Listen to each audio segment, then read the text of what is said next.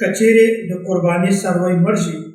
آیا د هغه په ځای باندې د بل څاروي قرباني دا صحیح ده او که نه؟ نو په دې کې لږ تفصیل ده.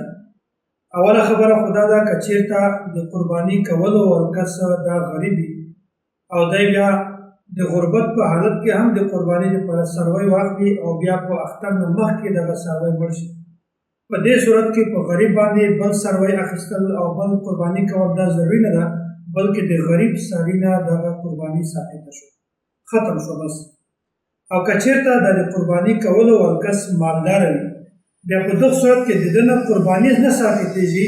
بلکې ده باندې لازمي ده چې هغه د هغه په ځای باندې بل څاروی واخلي او د هغه قرباني وکړي، دا په ده باندې لازمي ده. خلاصه دا ده که یو سړی صاحب نصاب نه وي او د هغه څاروی مړ شي په قرباني کولو نه مخکې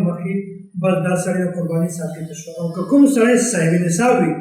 او بیا هم د ده قرباني په قرباني کولو نه مخکې هغه څاروی وفات شي